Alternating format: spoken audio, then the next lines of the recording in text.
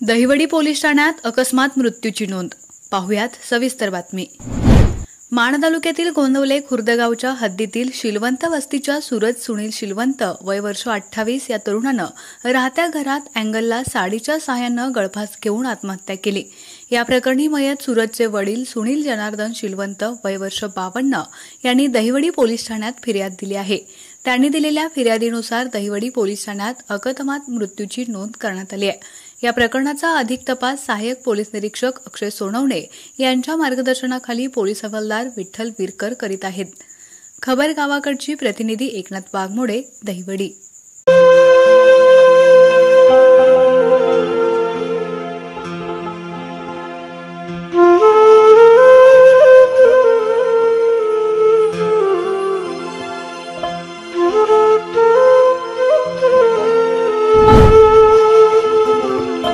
आपला आवाज न्यूजसाठी एकनाथ वाघमोडे, दहिवडी।